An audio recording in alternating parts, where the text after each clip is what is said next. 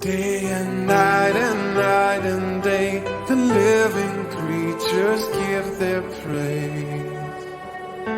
To him who lives eternally, they never cease from saying,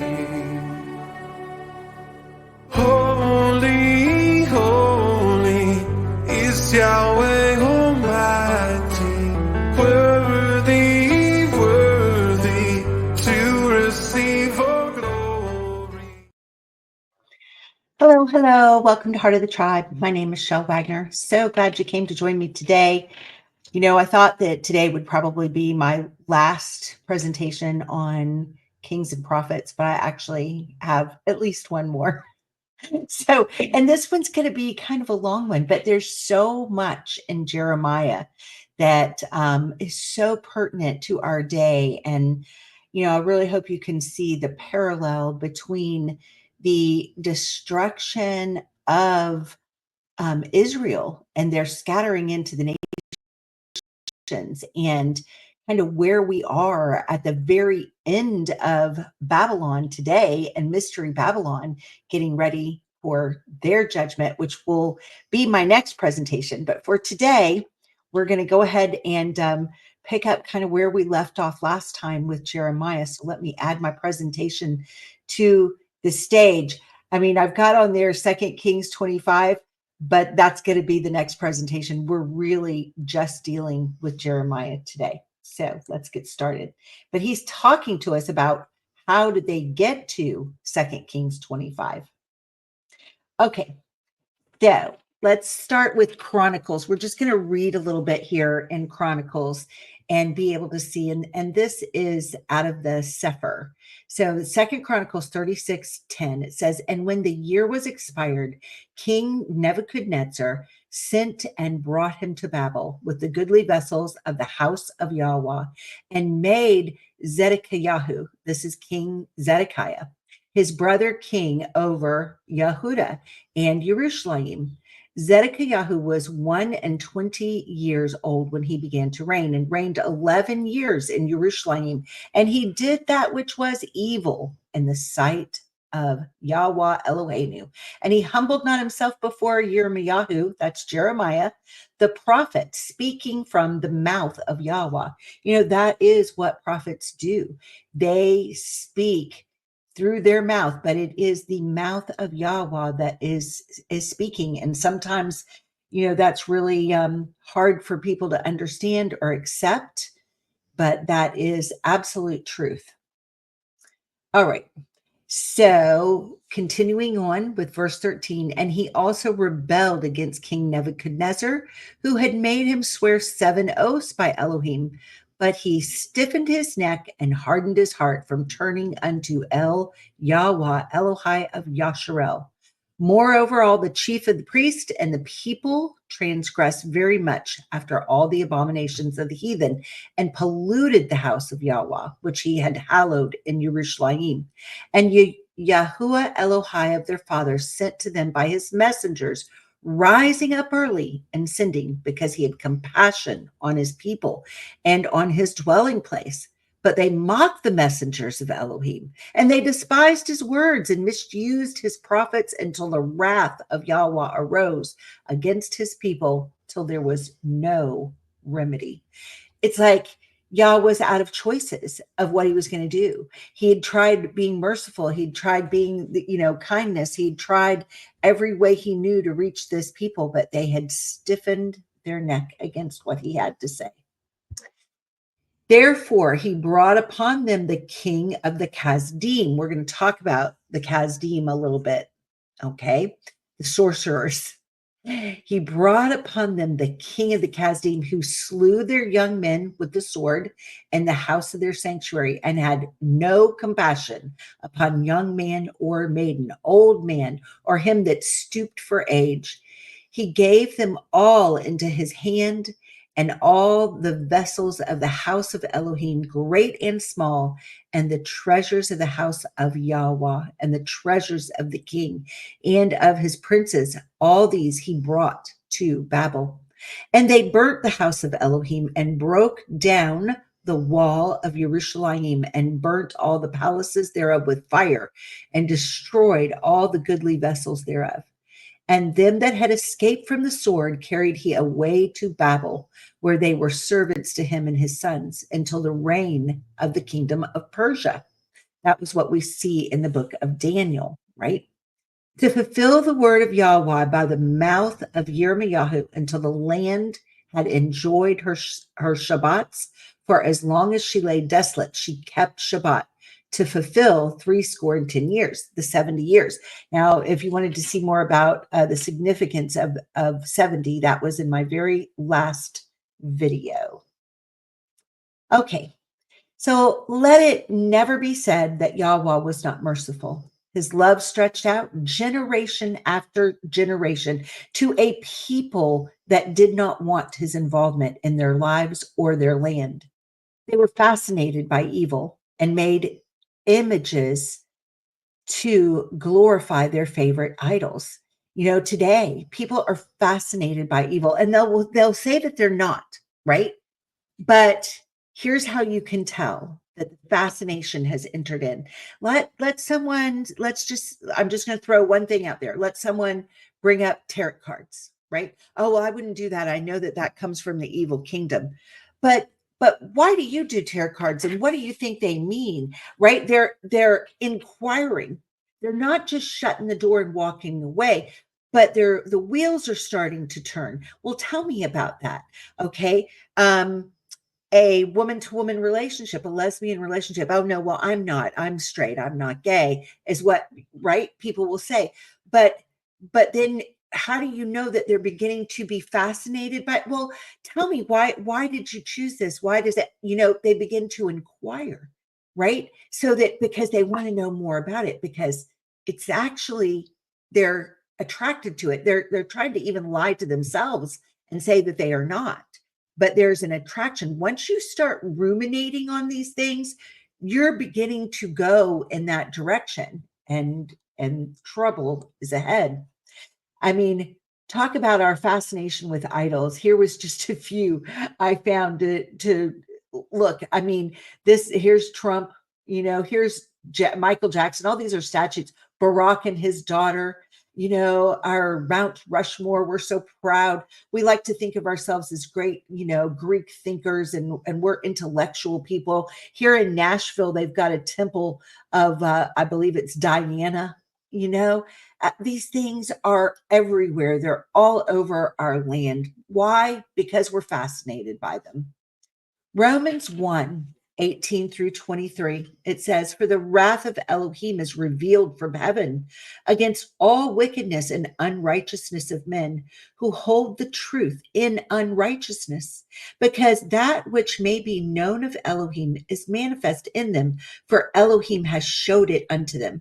Right? You can't look at even a leaf of a tree and not understand the magnificent, intricate details of our Creator, Yahusha. It says everything was made by him, through him, and for him, right? It says in Romans 1:20, for from the creation of the world, the invisible things of Yah are clearly seen. We have the, examples of things everywhere. That an invisible thing of Yah would be the wind. But can you see the effects of the wind? Absolutely. Watch the leaves of the tree blow, right? You're going to see the effects of the wind, even though you can't see the wind. Being clearly understood by the things that are made, even his eternal power in divinity, so that they are without excuse.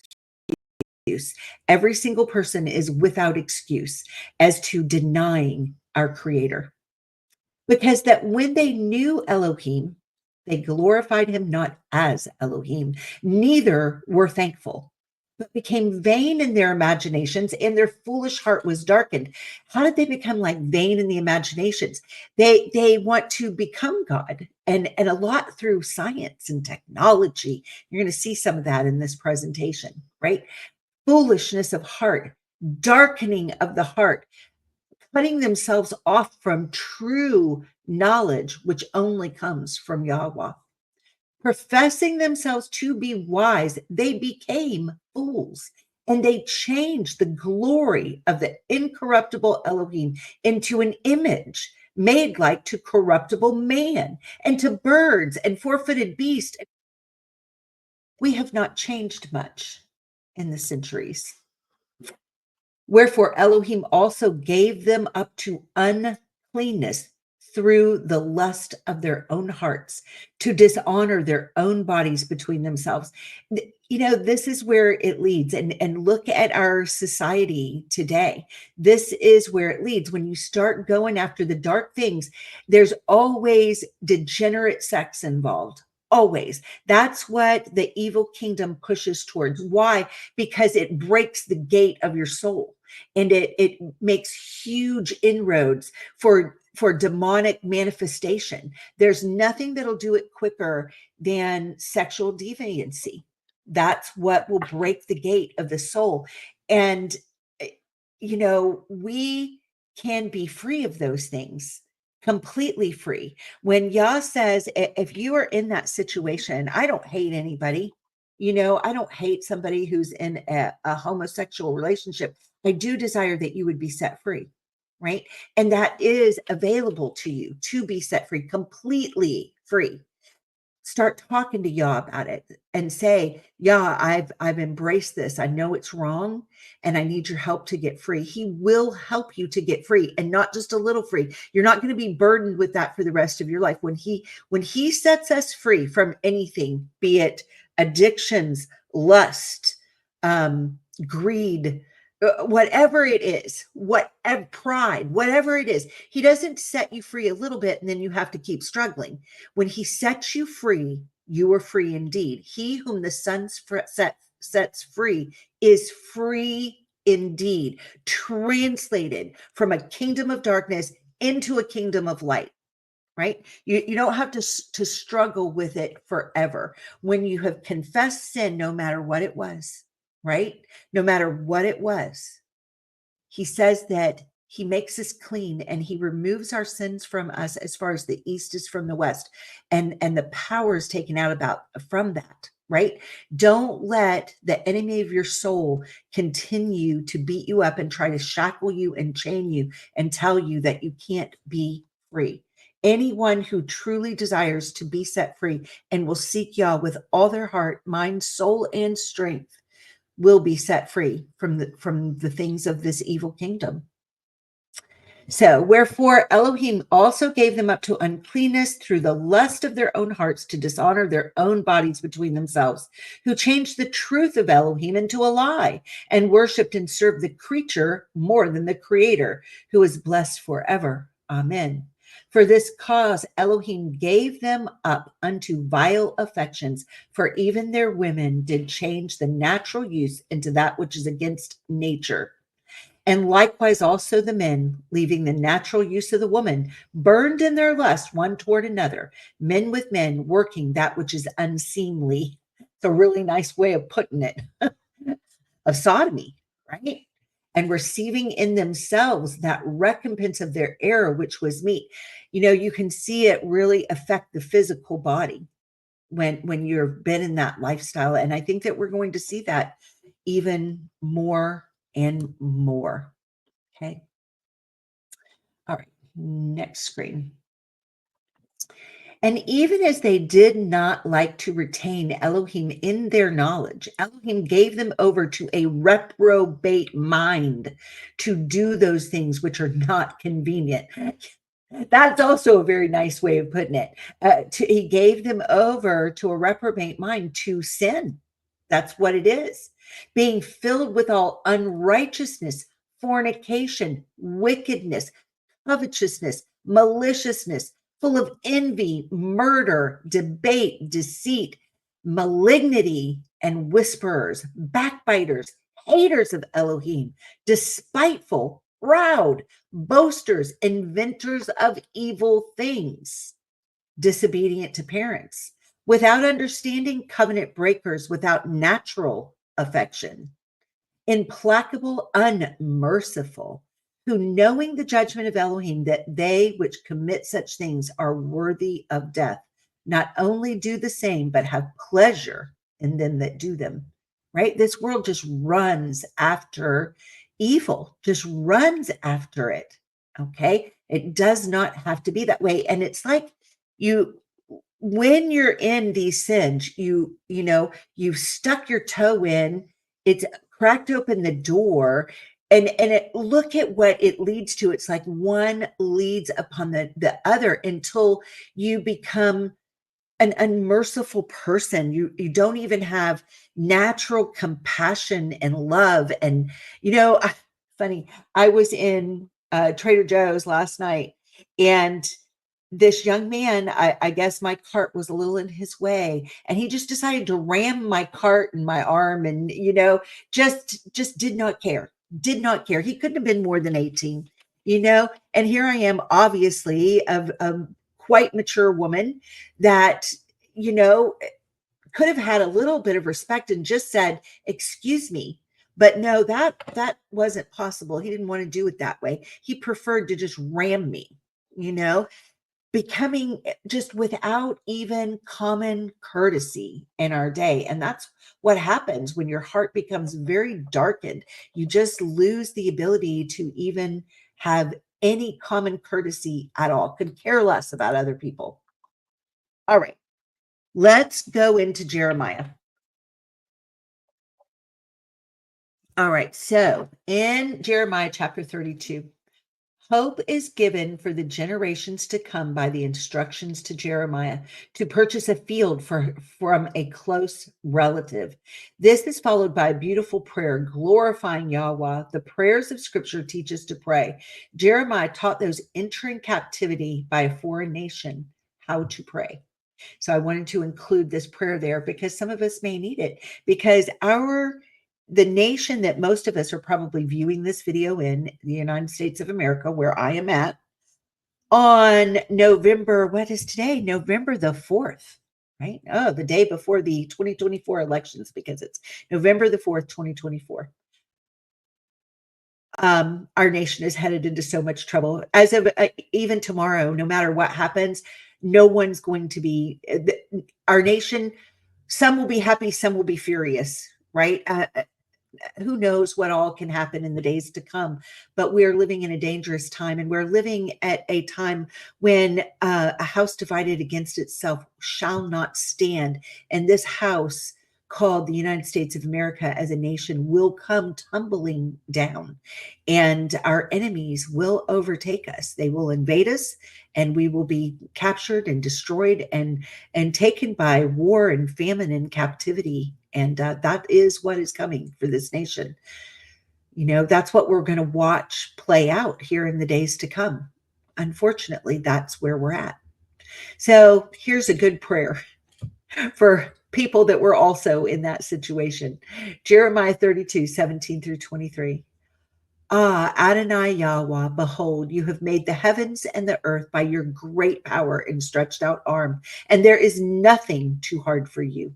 You show loving kindness unto thousands and recompense the iniquity of the fathers into the bosom of their children after them. Hagadol Ha'el Gibor Yahuah Zavaot. Right? This is like the most high, the most powerful, captain of the host of all the army angels. All right. This is his name. Okay.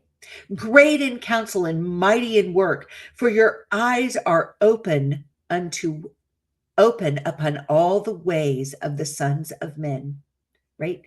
He sees everything, to give everyone according to his ways. He's putting it down to an individual level here, and according to the fruit of his doings, which have set signs and wonders in the land of Mitzrayim in Egypt, even unto this day, and in Yasharel, and among other men, and have made you a name as at this day, and have brought forth your people Yasharel out of the land of Mitzrayim with signs and with wonders, and with a strong hand, and with a stretched out arm, and with great terror, and have given them this land, which you did swear 7 oaths to their fathers to give them, a land flowing with milk and honey, and they came in and possessed it.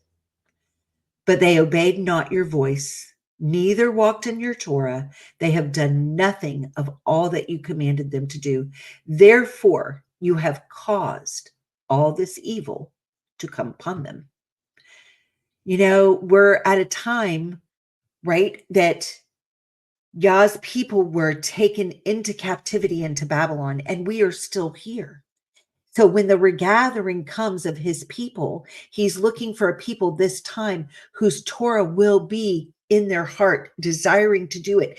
People who will have a heart of flesh, loving him, wanting to do it his way. And he is looking all over the earth to see who those people are. For the eyes of Yahuah search the entire earth, seeking for those who are truly his. Right? That's what he's doing right now. He is searching us out as these troubles come, and those he's going to bring back out of the nations and regather them. And this is the time period that we are coming up. And it's an exciting time period and a frightening time period and a difficult time period and a time of great testing to find out whose you really are. But he's watching. He's watching us individually. It's not a national thing anymore. It's an individual thing. All right. Going into Jeremiah 36, 1 through 7. It says, during the 4th year that Jehoiakim, the son of Hosea, I'm in the New Living Translation right now. I'm kind of switching back between the Sefer and the New Living. If I felt like it was too difficult in the Sefer for people to follow me, I am using some of the New Living Translation. My mom stayed with me not long ago. She was here for about a month, and she listened, was on the couch while I was doing a presentation. And after I got done, my mom, who is not familiar with, she said, with the Sefer or a lot of the Hebrew, she said, I really liked your presentation. She said, but when you were just using this Bible, and she was looking at my New Living, which she was trying to follow along. I had given her a copy of both so that she could go back and forth. She said, I could follow you, but then sometimes when you went to the other Bible, the Sefer, I just couldn't follow you. I have a heart to reach all who have an ear to hear. So I love the Sefer. It is my preferred translation. I think that Sefer Publishing has been a huge blessing in my life. And I would encourage everybody. It has helped me make so many connections. I have learned so much from Dr. Pigeon and from his classes and from reading the Sefer and my participation in his Telegram group and other resources. And it has really upped my level of understanding. At the same time, we are at a critical time period, and I don't desire for anybody to get left behind, because not everybody is like me and has hours upon hours of their day that they can dedicate to study. So if you are like me and you prefer the Sefer, understand why I feel the prompting from Yah to switch back and forth sometimes, and just give me a little leeway in that. All right. All right. So Jeremiah 36, 1 through 7, it says, during the 4th year that Jehoiakim, son of Hosea, was king in Yehudah, Yahuah gave this message to Jeremiah. Get a scroll and write down all my messages against Yasharel and Yehudah and the other nations. Begin with the first message back in the days of Hosea and write down every message right up to the present time. And that's what happens as you see through the rest of the book of Jeremiah. It says, perhaps the people of Yehudah will repent when they hear again all the terrible things that I have planned for them. Then I will be able to forgive their sins and wrongdoings. Do you see the heart of mercy? I mean, Yah wanted to pour out mercy. That was his desire. So Jeremiah sent for Baruch. Okay. Now, Baruch wrote over 200 books, and Baruch's messages are also in the Sefer, which that's one of the reasons I love. A lot of the lost books of the Bible have been restored there. And so you can get a lot more information.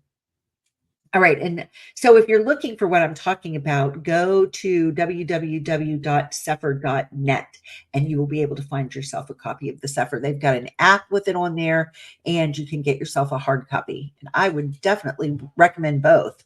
but a hard copy is very good to have in case we don't have the internet. All right, so Jeremiah sent for Baruch, son of Neriah, and as Jeremiah dictated all the prophecies that Yahuah had given him, Baruch wrote them on a scroll. Then Jeremiah said to Baruch, I am a prisoner here and unable to go to the temple. So you go to the temple on the next day of fasting and read the messages from Yahuah that I have had you write on the scroll. Read them so the people who are there from all over Yehudah will hear them. Perhaps even yet they will turn from their evil ways and ask Yahuah's forgiveness before it is too late. For Yahuah has threatened them with his terrible anger. Okay. So Baruch did as Jeremiah told him and read these messages from Yahuah to the people at the temple. He did this on a day of sacred fasting held in late autumn. So what's that telling you? It's Yom Kippur, right? Holiest day of the year. Okay. This is when he did that. During the 5th year of the reign of Jehoiakim, son of Hosea, people from all over Yehudah had come to Jerusalem to attend the services at the temple on that day. It was a high holy day.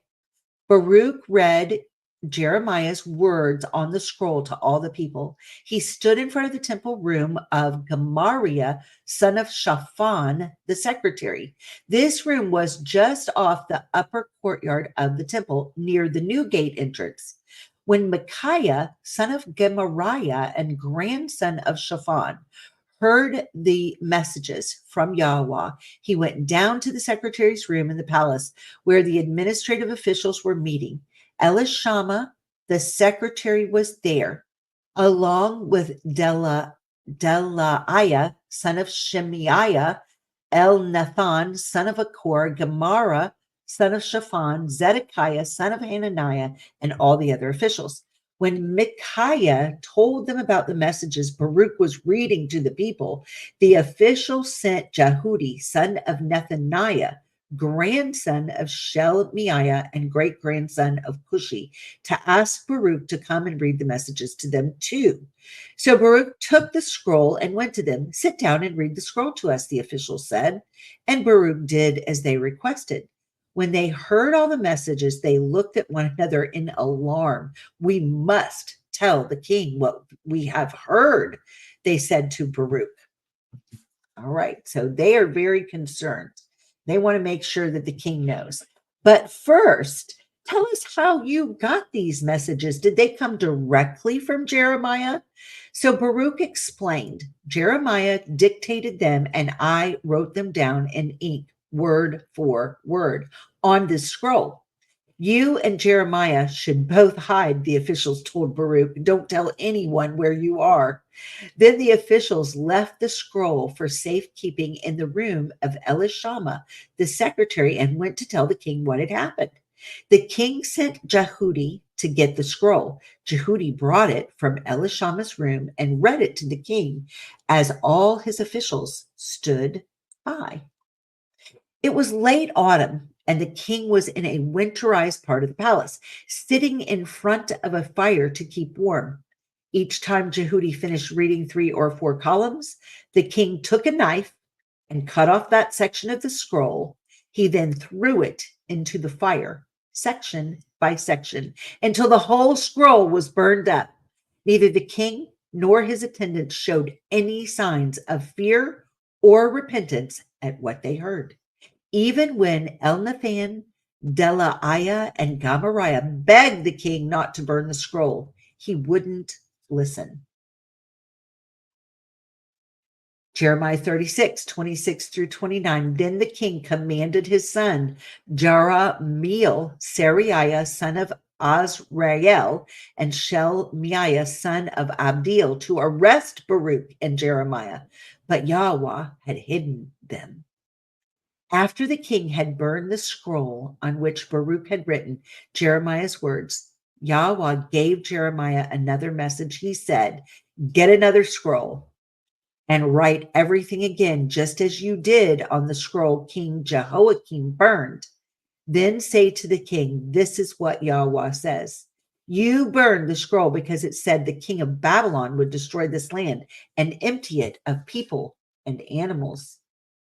Now, this is what Yahuah says about King Jehoiakim of Yehudah. He will have no heirs to sit on the throne of David. His dead body will be thrown out to lie unburied, exposed to the heat of the day and the frost of the night. I will punish him and his family and his attendants for their sins. I will pour out on them and on all the people of Jerusalem and Yehudah all the disasters I promised, for they would not listen to my warnings. So Jeremiah took another scroll and dictated again to his secretary, Baruch. He wrote everything that had been on the scroll King Jehoiakim had burned in the fire, only this time he added much more, right? Yah gave him more. The punishment increased because of their hardness of heart. He had a mocking spirit. Oh, yeah? This is what you have to say? Give me a knife. Cut it out, throw it in the fire, right? Mocking, full of absolute pride in who he was. Okay, on to Jeremiah 37. Okay, so Zedekiah becomes king due to Babylonian appointment. Instead of succession of the heir, he and his officials also had no interest in listening to the prophetic message of Yahuah delivered through Jeremiah. Yet when fear of war hit them, a message is sent from the king to Jeremiah. Oh, pray for us. Because finally they can see it's going to happen. War really is on the way. Now they want the prophet to pray, right? Egypt appears at Jerusalem's southern border while Babylon withdraws a bit. Then Yahuah sends a message through Jeremiah to the king of Yehudah. Here's what he had to say. Now I'm back reading out of the Sefer. Jeremiah 37, 7 through 10. Thus says Yahuah, the Elohai of Yasharel, thus shall you say to the king of Yehudah that sent you unto me to inquire of me, behold, Pharaoh's army, which has come forth to help you, shall return to Mitzrayim and to their own land, right? Egypt is not coming to your rescue, is what he's saying. And the Kasdim shall come again and fight against this city and take it and burn it with fire. Thus says Yahuah, deceive not yourself, saying, the Kasdim shall surely depart from us, for they shall not depart. For though you had smitten the whole army of the Kasdim that fight against you, and there remain but wounded men among them, yet should they rise up, every man in his tent, and burn this city with fire. He's saying this judgment is not going to relent from you. Okay, so who are the Chaldeans? Let's just look at this for a minute. The Kasdim, all right? They are known in other translations as the Chaldeans, the people of Chaldea, the Chaldees. They are descendants of Kased, a Kazdite, Kasdim, Kasdima, all right? So let's look at it the Hebrew for a moment. We've got a Kaf, a Shin, a Dalet, a Yod, and a Mem. Okay. And I didn't put a final mem there because of the Kazdima, right? Looking in the modern Hebrew, it would be a closed mem, but looking in the word picture, it's always the same. Right. So I tend to focus on the word pictures. If you are interested in word pictures and you want to understand this very pure language of Yah, of the pictographic Hebrew given to us so that all could understand it, go to www.sephiracademy.net. And I have a class at the academy on, it's called the Odiote, and that's what it's called. Odiote, it just means letters, right? So let's look at the word picture here so that we can see it. See the hand, the Kaf, it's a hand. And see the Shin, it's like teeth, it's destruction. See the Dalet, it's a doorway. See the other hand, the Yod, that is a working hand. And then you see Mem, like water, it's chaotic. It goes up, it goes down, it has waves, right? So the word picture means Who are the Kasdim? They are the hand of destruction, that is a doorway, a pathway, right? A something that you enter in. And what are you entering into? The work of utter chaos. That's what it is. So who was Chesed? Chesed is the nephew of Abraham's brother Nachor. That is his son, from the land of Ur, the kingdom that was ruled by Nimrod. So the Kasdim are sorcerers and magicians, and we are living in a land full of them. I mean, as soon as I say it, I see Dr. Fauci's face come before, pop into my brain. I see Deborah Birx. I see Tedros, right? Of whatever he's, the WHO or whatever it is. I don't know, but it's those people, right? They've got a solution for y'all, right? Let's just change your DNA. Let's give you a third strand. Oh boy, the harm in the arm. Okay, moving on. They still have things coming up. I am quite certain of it. Jeremiah 37, 11 through 17. So what's happening? Jeremiah is arrested. He is falsely accused. He is flogged. He's imprisoned in a dungeon cell. Then, because the king actually knows that Jeremiah is a real prophet of Yah, he secretly asked for a word from Yah. The answer that is given is, you will be defeated by Babylon. So now they're having a succession of kings here, and we're coming to the last days king. Okay. Then Jeremiah pleads his case to the king. So he's at the last, I don't know, king of the lineage or whatever. Right. So here's what is said. Jeremiah 37, 18 through 21. Then Jeremiah asked the king. I'm in the New Living Translation again. What crime have I committed? What have I done against you, your attendants, or the people that I should be imprisoned like this? Where are your prophets now who told you the king of Babylon would not attack you or this land? Listen, my lord the king, I beg you, don't send me back to the dungeon in the house of Jonathan, the secretary, for I will die there. So King Zedekiah commanded that Jeremiah not be returned to the dungeon. Instead, he was imprisoned in the courtyard of the guard in the royal palace. The king also commanded that Jeremiah be given a loaf of fresh bread every day, as long as there was any left in the city. That tells you where they were at, right? So Jeremiah was put in the palace prison. Okay. So Jeremiah was not left in the dungeon and he was taken care of. There is the favor of Yah right there. Okay. So Jeremiah 38, the very unpopular words of Jeremiah are heard by the nation's leadership, and they are concerned that the words of doom, that all who remain in the city shall die by the sword, by famine, and by pestilence. But those who willingly go to the Kasdim shall live, because Yahuah has determined that the city shall be given into the hand of the king of Babel's army, and he shall rule over it. So in Jeremiah 38, 4 through 6, so these officials went to the king and said, Sir, this man must die. That kind of talk will undermine the morale of the few fighting men we have left, as well as that of all the people. This man is a traitor. King Zedekiah agreed. All right, he said, do as you like. I can't stop you. Right? So earlier he said, make sure Jeremiah, gets to be fed. Now he's like, well, if you got to kill him, you got to kill him.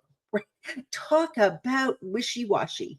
So the officials took Jeremiah from his cell, lowered him by ropes into an empty cistern in the prison yard.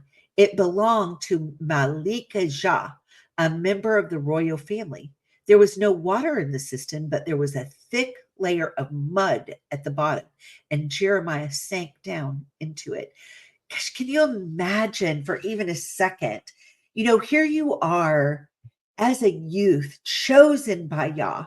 It seems to be everyone, every example we see that are chosen by Yah, the suffering that they go through in order to be Yah's representative on this earth is incredible. It's absolutely incredible. incredible, the suffering that they go through. I mean, Yah is so wise in who he picks, because he picks those that no matter what, they keep their eyes on him as their hope and their deliverer. And I pray that we do that as well, just keep my heart steady, Yah. And I'm praying that for you guys watching this. Keep, no matter what happens, keep our hearts steady, Yah. Jeremiah 38, 7 through 13. Now, when Eved Melech the Cushi, okay, I'm back in the Sefer, one of the eunuchs which was in the king's house, heard that they had put Yirmiyahu, this is Jeremiah, in the dungeon, the king then sitting in the gate of Benjamin, Eved Melech went forth out of the king's house and spoke to the king, saying, My Adonai the king, these men have done evil, and all that they have done to Yirmiyahu the prophet, whom they have cast into the dungeon. And he is like to die for hunger in the place where he is, for there is no more bread in the city. Then the king commanded Eved Melech the Cushi, saying, Take from hence 30 men with you, and take up Yirmiyahu the prophet out of the dungeon before he dies. So Eved Melech took the men with him and went into the house of the king under the treasury, and took thence old cast clouts and old rotten rags, and let them down by cords into the dungeon to Yirmiyahu, to Jeremiah. And Eved Melech the Cushi said unto Yirmiyahu, Put now these old cast clouts and rotten rags under your armholes, under the cords. And Yirmiyahu did so. So they drew up Yirmiyahu with cords and took him up out of the dungeon, and Yirmiyahu remained in the court of the prison. So he took great care, making sure that Jeremiah didn't get hurt, even being taken up out of this cistern. Okay. So King Zedekiah now summons Jeremiah, hoping for a different answer, right, to the question of the fate of the nation. Jeremiah tells him the only chance you have for survival is surrender. If you try to escape, you're going to die. King Zedekiah is totally in the grip of fear, right? Total fear, gripped, driven. I don't know. I mean, I know everyone has experienced fear. You know what it feels like to really be afraid of something. Your mind spins in circles, right? The questions going through is like, can I trust what Yah is saying? What are my options? Do I really believe? Is the prophet true? Is it real? Should I just trust in my own strength and ability? Should I forge ahead? Should I stay? Should I go?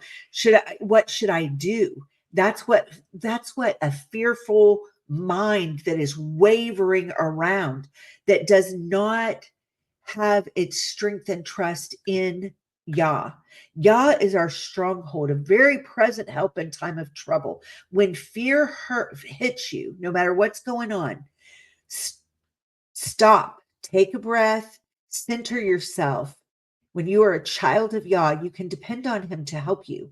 So let him help you. Jeremiah 38, 24 through 25. Then Zedekiah said to Jeremiah, Don't tell anyone you told me this, or you're going to die. My officials may hear that I spoke to you. See, he's afraid of people and what people are going to say and how he'll be judged. My officials may hear that I spoke to you, and they may say, Tell us what you and the king were talking about. If you don't tell us, we're going to kill you. Right? So the king was desperately afraid. He had no relationship with Yah. Jeremiah 38, 26 through 28. If this happens, just tell them you beg me not to send you back to Jonathan's dungeon for fear you would die there. Sure enough, it wasn't long before the king's officials came to Jeremiah and asked him why the king had called for him. But Jeremiah followed the king's instructions, and they left without finding out the truth. No one had overheard the conversation between Jeremiah and the king. And Jeremiah remained a prisoner in the courtyard of the guard until the day that Yerushalayim was captured. So in Jeremiah 39, we see the fall of Yerushalayim. The word of Yahuah came to pass that trying to escape was a fatally bad choice for the king. The king of Babylon had all the nobles killed, making King Zedekiah watch. Next, he had to watch as all his sons were killed, and then his eyes were removed from their sockets, so that the last thing he ever saw was the murder of his nobles and his sons. What a horrible thing to have burned into your memory. All right. Jeremiah 39, 4 through 8. When King Zedekiah of Yahudah and all the soldiers saw that the Babylonians had broken into the city, they fled. They waited for nightfall and then slipped through the gate between the two walls behind the king's garden and headed toward the Jordan Valley. But the Babylonian troops chased them and overtook Zedekiah on the plains of Jericho. They captured him and took him to King Nebuchadnezzar of Babylon, who was at Riblah in the land of Hamath. There the king of Babylon pronounced judgment upon Zedekiah. The king of Babylon made Zedekiah watch as he slaughtered his sons at Riblah. The king of Babylon also slaughtered all the nobles of Judah. Then he gouged out Zedekiah's eyes and bound him in bronze chains to lead him away to Babylon. Meanwhile, the Babylonians burned Jerusalem, including the royal palace and the houses of the people, and they tore down the walls of the city. Jeremiah 39, 9 and 10. Then Nebuzaradan, the captain of the guard, took his exiles to Babylon, the rest of the people who remained in the city, those who had defected to him and everyone else who remained. But Nebuzaradan allowed some of the poorest people to stay behind in the land of Yahudah, and he assigned them to care for the vineyards and the fields. He left the poor. They were already used to hard work. He knew that they would stay and work, right? All right, Jeremiah 39, 11 to 14. King Nebuchadnezzar had told Nebuzaradan, the captain of the guard, to find Jeremiah. See that he isn't hurt, he said. Look after him well and give him anything he wants. Talk about favor, right? So Nebuzaradan, he had favor with the king of Babylon. The king, Jeremiah, the king of Babylon knew who Jeremiah was and commanded that he would not be hurt and that he would be well looked after. So Nebuzaradan, the captain of the guard, Nebuchadnezzar, a chief officer, Nagal-Shazar, I can't say it, the king's advisor, and the other officers of Babylon's king sent messengers to bring Jeremiah out of the prison. They put him under the care of Gedaliah, the son of Ahikam, and the grandson of Shaphan, who took him back to his home. So Jeremiah stayed in Judah among his own people. Now the word of Yahuah came unto Yirmiyahu while he was shut up in the court of the prison, saying, Go and speak to Ebed-Melech the Cushi, saying, Thus says Yahuah Zavaot, the Elohai of Yasharel, Behold, I will bring my words upon this city for evil and not for good, and they shall be accomplished in that day before you. But I will deliver you in that day, says Yahuah, and you shall not be given into the hand of the men of whom you are afraid. For I will surely deliver you, and you shall not fall by the sword, but your life shall be for a prey unto you, because you have put your trust in me, says Yahuah. Look at the promises for the prophet that decided no matter, even if I'm thrown into a cistern and I feel like I'm about to die for hunger and I'm thrown into prison and I'm chained and I'm mocked and I'm hunted, no matter what, I trust in you, Yah. You know, Nahum 1 verse 7 is lately probably my favorite book, my favorite verse in scripture.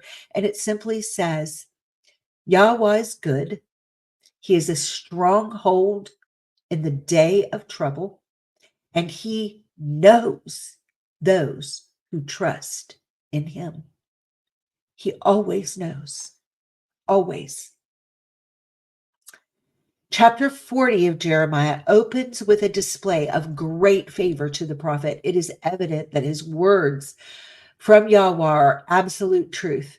His prison chains are removed. He is given a choice as to his destiny. He can go to Babylon or remain in Jerusalem with the poor, and he chooses to stay with the poor. Hebrews 11:6 says, but without faith, it is impossible to please him.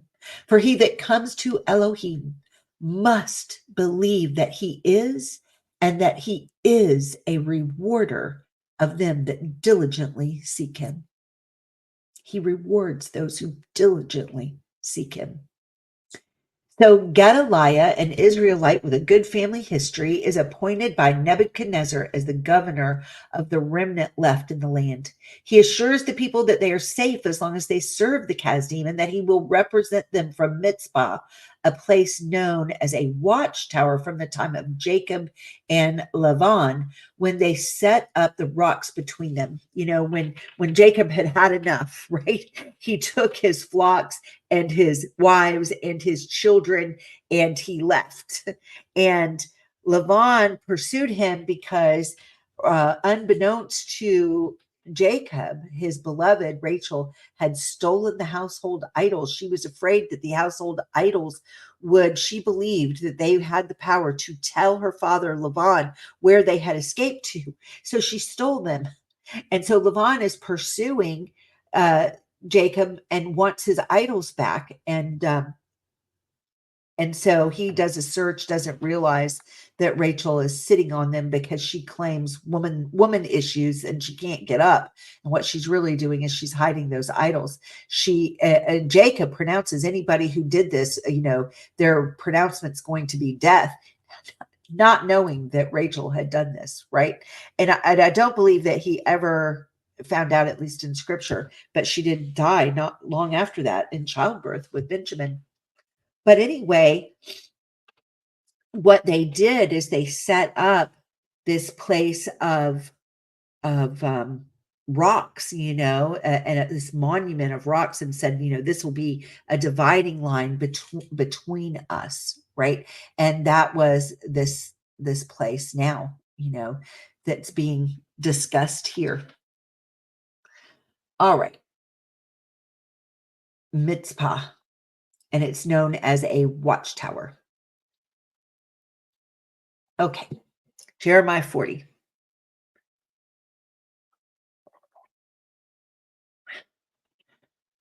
(11 through 16). It says, likewise, when all the Yahudim were in Moab and among the Ammonim, right, the Ammonites, and in Edom, and that were in all the countries, heard that the king of Babel had left a remnant of Yehudah, and that he had set over them Gedaliah, the son of Achiyam, the son of Shaphan, even all the Yahudim returned out of all the places whither they were driven and came to the land of Yehudah. Right? So what had happened, this is what always happens in a nation that's about to be invaded. People scatter, right? So they scattered to the surrounding nations. And now that it looks like, there's some safety in place, they came back. Okay. So they came to the land of Yehudah, to Gedaliah, unto Mitzpah, and gathered wine and summer fruits very much. Moreover, Yochanan, so King Nebuchadnezzar did not destroy every field and destroy everything that was there. He had left some stuff there, land that could be worked. This is, I think, really important in the dismantling of the nations that we are going through now, because I believe that when our enemies come here, there's so many resources. One of the things that's being talked about big time right now is the rare earth mineral resources. I live in North Carolina, and there's a lot of talk going on. I had no idea of how many mines had actually been set up, mines for lithium, mines for quartz, and in our nation right now. And I think that all those mines that have been set up, those that remain here and will not bow their knee to Yah, will be taken captive by most likely our Russian and Chinese captors, and will be put to work in those very mines. But none of those resources will be for their benefit. It'll be for the benefit of the captors, just like it was here for King Nebuchadnezzar, that what was in the land was for his benefit. Okay. Moreover, Yochanan, the son of Kareach, And all the captains of the forces that were in the fields came to Gadaliyahu to Mitzpah and said unto him, Do you certainly know that Baalik, the king of the Ammonim, has sent Yishmael, the son of Nethanyahu, to slay you? But Gadaliyahu, the son of Achim, believed them not. So here you've got this leader, right, that's been set up by King Nebuchadnezzar. And he's told everybody, just follow the king of Babel. It'll all be fine. Just work the land, and things are going to be okay. At least you're going to have your lives, And so he sent a message, okay? Jonathan, who I believe that's the prison house that Jeremiah had been in, right? He gets this word, okay? Listen, Ammon, the king of Ammon, they're looking for opportunities. These other nations would like to be a bigger nation themselves. I mean, this is a fight for the land, and he's going to send someone to kill you to try and take this for himself, right? But Gadaliyahu won't listen.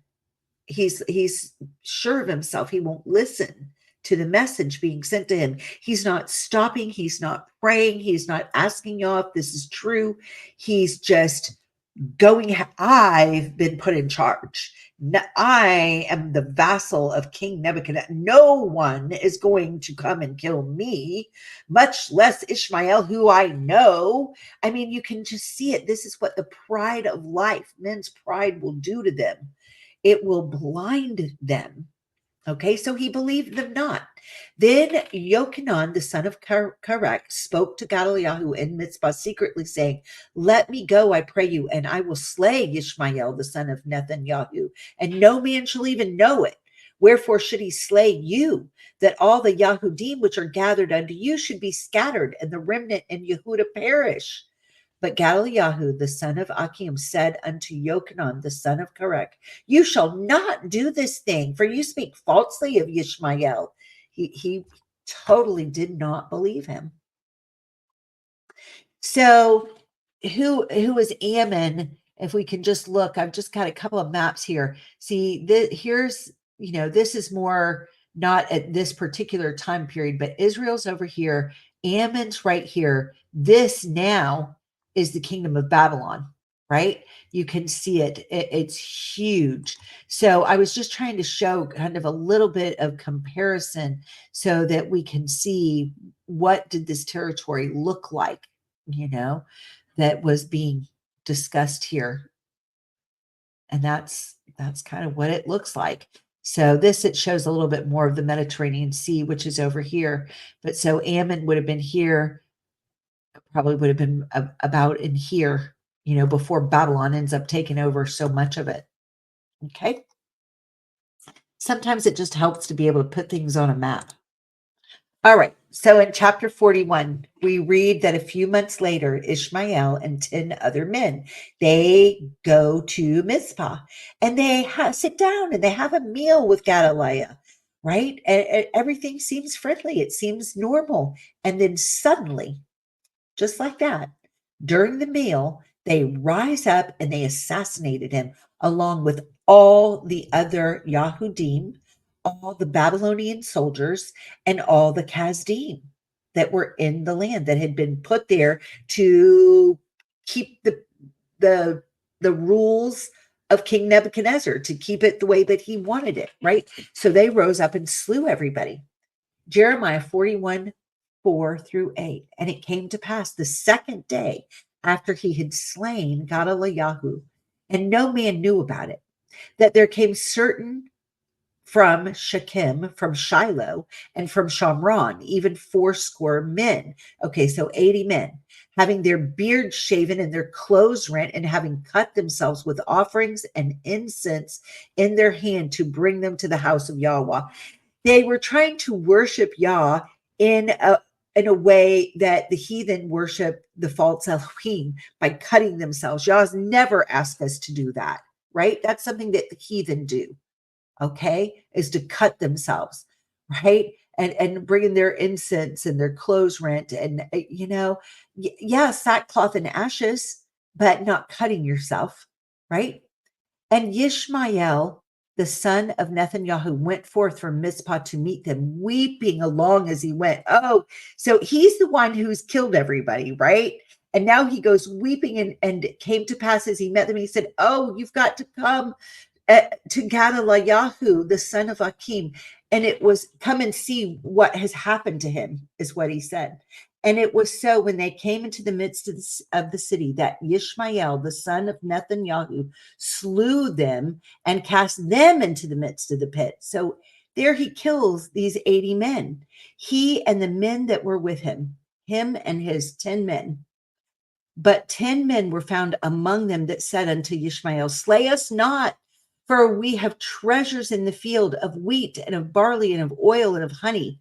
So he forbare and slew them not among their brethren. So 10 were spared out of the 80, right? He was a shark. He was a shark in the midst of the water.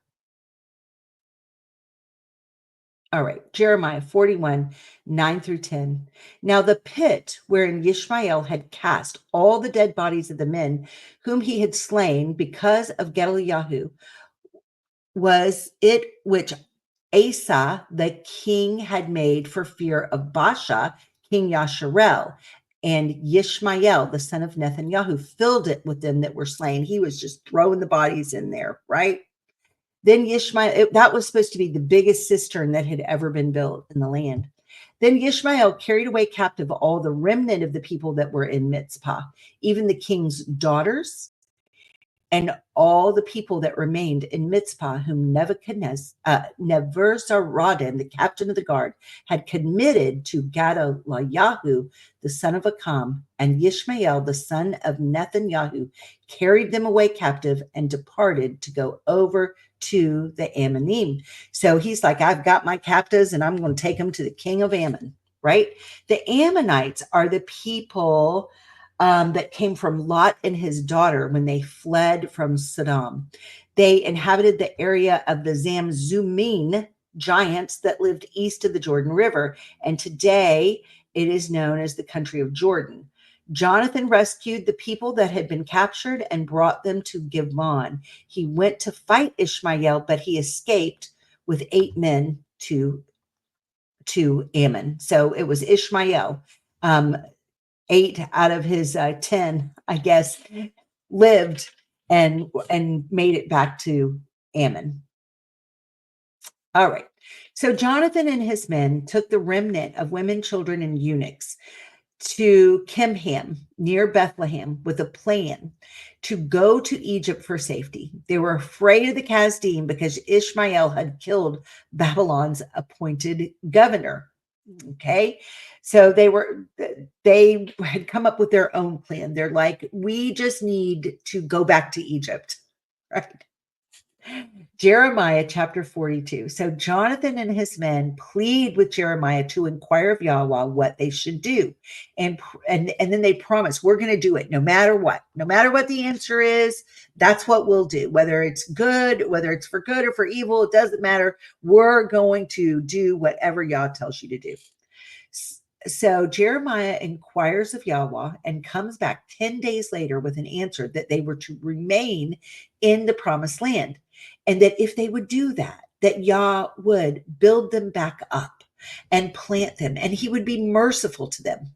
But if they do not obey and they go back to Egypt, that they will be unable to hear the shofar and will experience war, famine, pestilence, and death, and not one person will escape.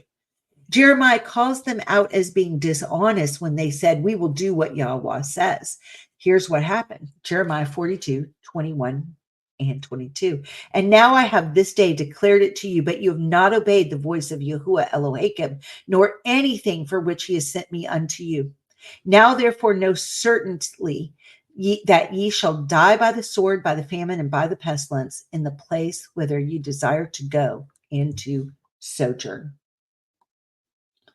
Jeremiah 43, the leaders, due to pride and fear, accused Jeremiah of being a liar and being on the side of the Kasdim. They're accusing him of being a sorcerer. right? So every single person, man, woman, and child that had been left in the land now went to Egypt. Jeremiah 43, 7 and 8. So they came into the land of Mitzrayim, Egypt, for they obeyed not the voice of Yahuah. After everything that they've seen, they still won't obey. Thus they came even to Takpankek. Then came the word of Yahuah unto El Yirmiyahu and Takpankek, saying, while the people of Yehudah are watching, take some large rocks and bury them under the pavement stones at the entrance of Pharaoh's palace here in Taphanes. Then say to the people of Yehudah, this is what Yahweh Zavaot, the Elohim of Yasharel, says. I will certainly bring my servant Nebuchadnezzar, king of Babylon, here to Egypt. I will set his throne over these stones that I have hidden. He will spread his royal canopy over them. And when he comes, he will destroy the land of Egypt. He will bring death to those destined for death, captivity to those destined for captivity, and war to those destined for war. He will set fire to the temples of Egypt's Elohims. He will burn the temples and carry the idols away as plunder. He will pick clean the land of Egypt as a shepherd picks fleas from his cloak, and he himself will leave unharmed. He will break down the sacred pillars standing in the temple of the sun in Egypt, and he will burn down the temples of Egypt's Elohims. That was Jeremiah 43, 9 through 13 out of the New Living Translation. In Jeremiah chapter 44, so Yahweh Zavaot is asking the people, why, when you clearly saw the destruction I brought upon Yerushalayim because of the wickedness, right, of serving other Elohim, why would you refuse to listen to my message through my prophets and destroy yourselves by burning incense to these Elohim? None of you are going to survive. Not even your babies are going to survive. So here it is in Jeremiah 44, 8 through 14. Why provoke my anger by burning incense to the idols you have made here in Egypt? You will only destroy yourselves and make yourselves an object of cursing and mockery for all the nations of the earth. Have you forgotten the sins of your ancestors, the sins of the kings and queens of Yehudah, and the sins of you and your wives that you and your wives committed in Yehudah and Yerushalayim? To this very hour, you have shown no remorse or reverence. No one has chosen to follow my word and the decrees I gave to you and your ancestors before you. Therefore, this is what Yahweh Zavaot, the Elohim of Yasharel, says. I am determined to destroy every one of you. I will take this remnant of Yehudah, those who were determined to come here and live in Egypt, and I will consume them. They will fall here in Egypt, killed by war and famine.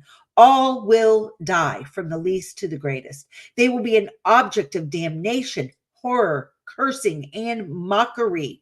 I will punish them in Egypt, just as I punished them in Yerushalayim, by war, by famine, and disease. Of that remnant who fled to Egypt, hoping someday to return to Yehudah, there will be no survivors. Even though they long to return home, only a handful will do so.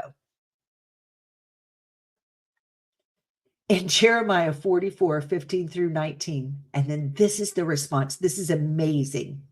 Then all the women present and all the men who knew that their wives had burned incense to idols, a great crowd of all the Judeans, right, living in northern Egypt and southern Egypt, answered Jeremiah, we will not listen to your messages from Yahuah. We will do whatever we want. We will burn incense and pour out liquid offerings to the Queen of Heaven just as much as we like, just as we and our ancestors and our kings and officials have always done in the towns of Yehudah and in the streets of Yerushalayim. For in those days we had plenty to eat and we were well off and had no troubles. But ever since we quit burning incense to the Queen of Heaven and stopped worshiping her with liquid offerings, we've been in great trouble and have been dying from war and famine.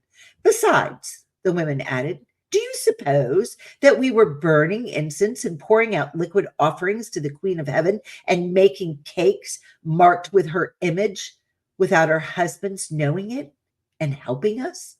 Of course not. All right, so what is the image of the Queen of Heaven? Got some interesting information here.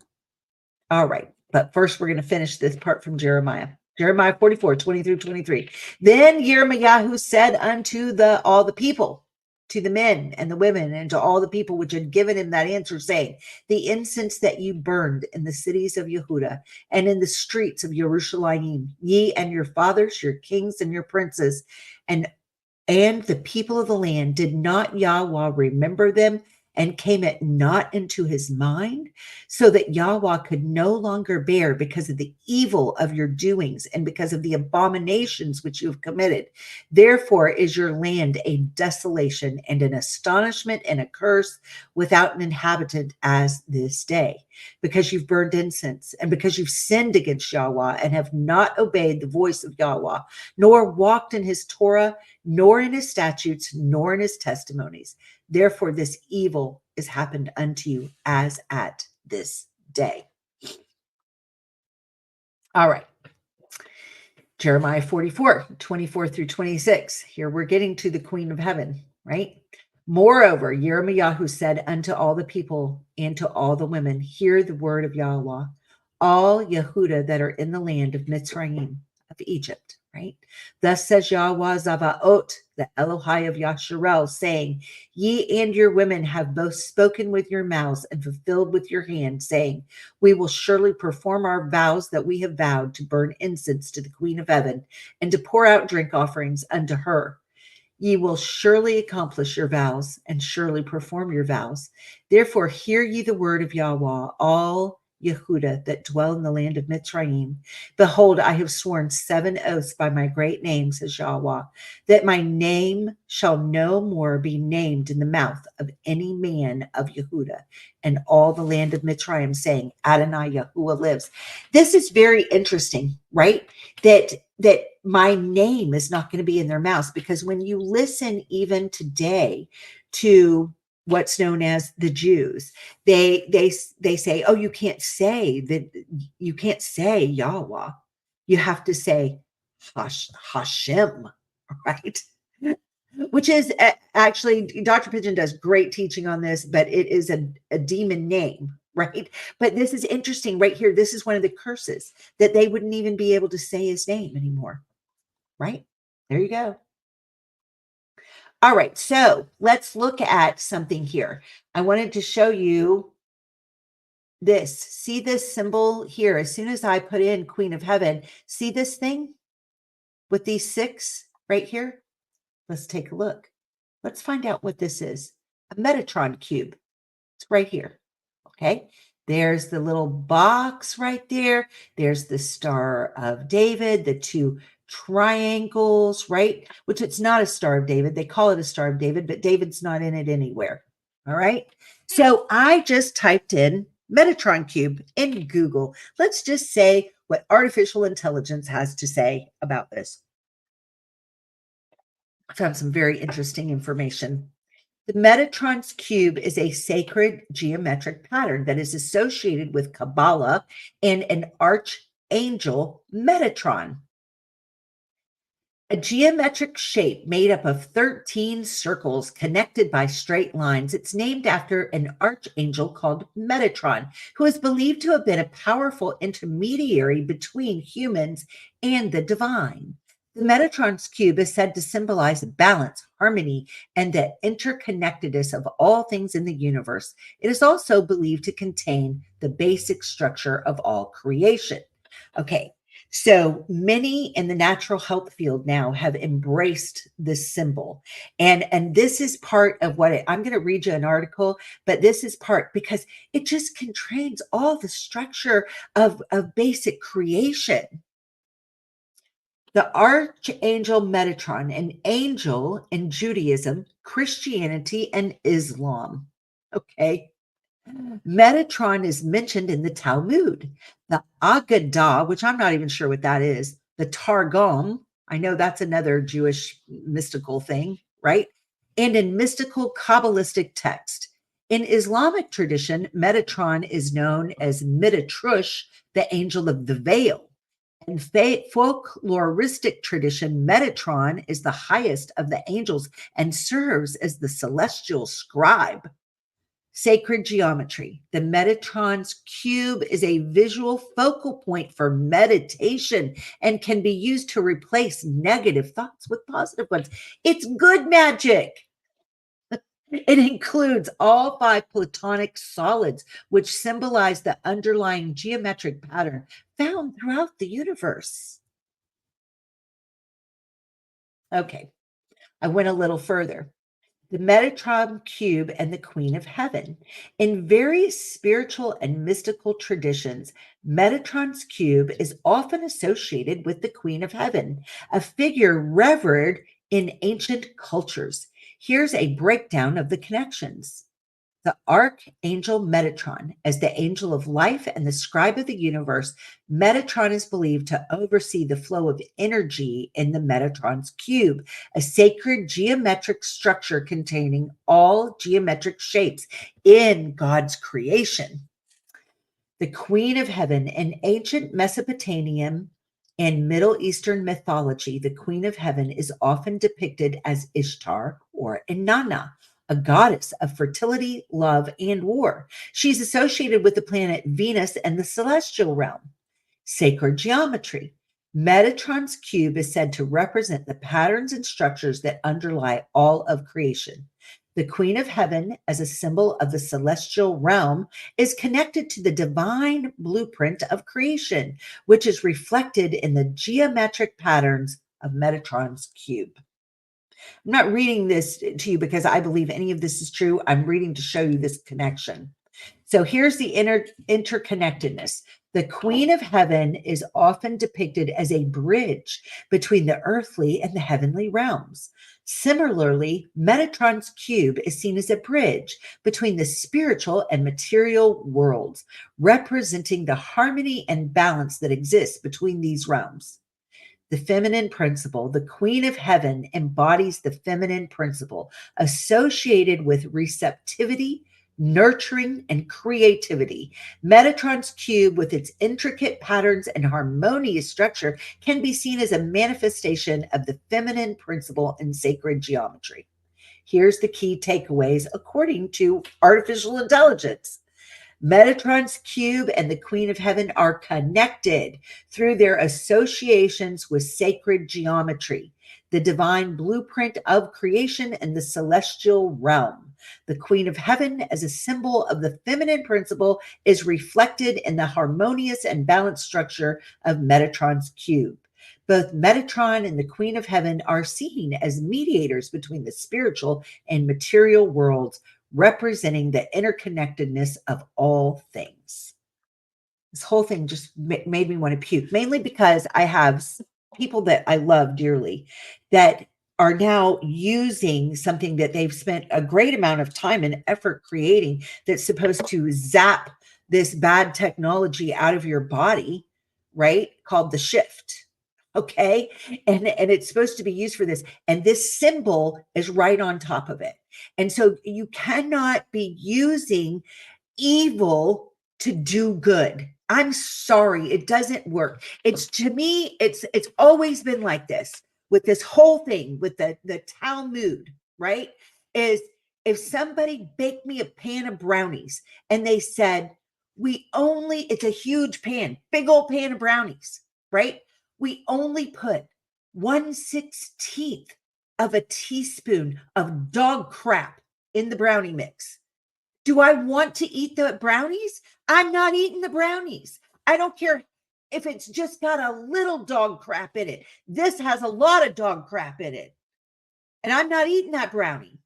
This is going to lead people straight into the gates of hell, just like it led our ancestors straight to death, war, famine, captivity, pestilence, all in the name of wanting to do something good and help people heal. No, I'm sorry, but no. Here it is. You can see it. Here's all the symbolism. You know them by your symbols. Look at this cube symbol here. Okay. It's right there. Here it is. The Queen of Heaven picture with the Metatron right above it. In summary, so this is still from the AI answer. In summary, Metatron's cube and the Queen of Heaven are intertwined through their shared connections to sacred geometry, the divine blueprint of creation in the celestial realm.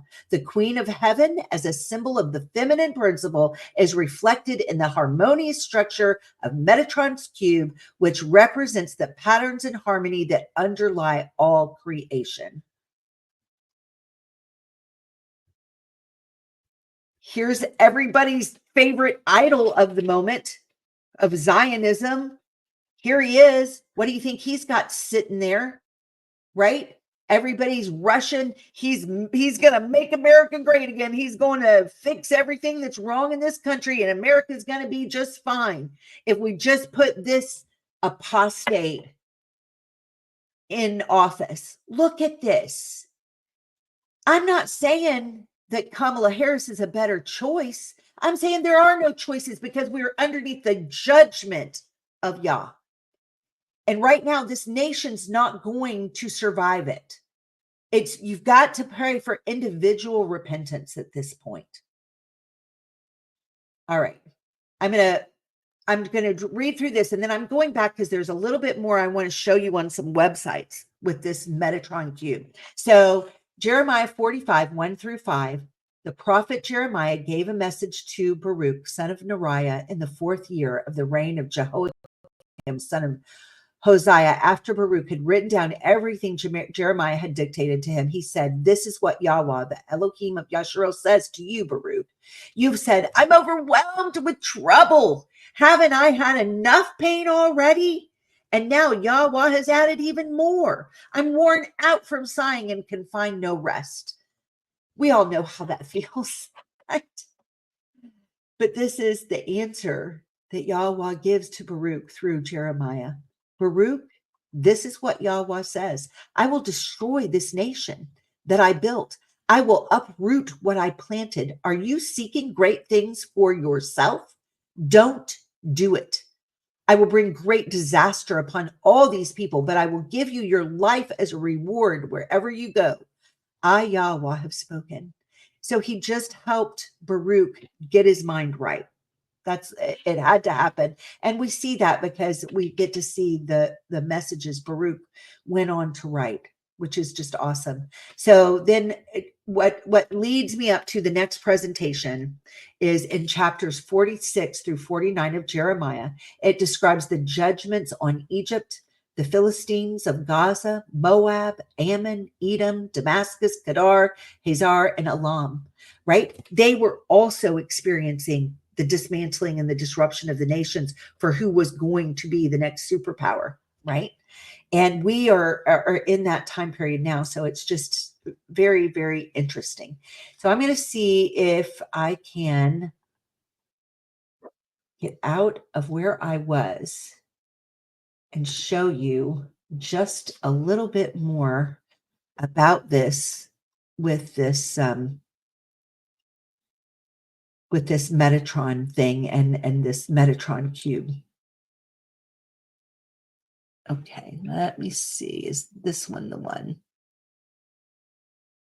Okay. Yes. Let me see if I can make it bigger. No. All right. Let me get here. I'm going to give you the site. All right. So this is all about the Metatron right here. Okay. I'm not going to be able to go through all of this, but there's this thing, and I'm not trying to recommend this at all, but I wanted you to be able to see the website here. Okay. And I wanted to see what it is through this. This is very much to me a a site that's glorifying this, right? They're trying to say that in this, when I read through it, a higher view, explore your spirituality. They're trying to say that when Enoch was taken away, that he was made into the archangel called Metatron. Now, I don't believe that at all. Do not at all believe that, right? They're just trying to justify this thing. Okay. So that's what they're pointing to, and that's what they're saying here. You can see it in this picture. That's their premise, right? You can see it's a very Judaic inspired thing through Kabbalah promoting it, you know. And so what they're saying is that he became the lesser Yahweh, like almost equal to Yahweh. Are you kidding me? Are you kidding me? See, it's giving you all this stuff on the mind, the body, the spirit, the chakras, and your psychic gifts, and let's just, divination, right? I mean, come on, that's what this is. All right. The it's all in the Babylonian Talmud. This is where all this was picked up. All right. I mean, it's just horrible. And it's all in this tree of life symbolism. But I wanted you to see this, the Metatron and the Merkaba, right? The precursor to Kabbalah, the Zohar, it's in all of that. That's where this stuff's coming from.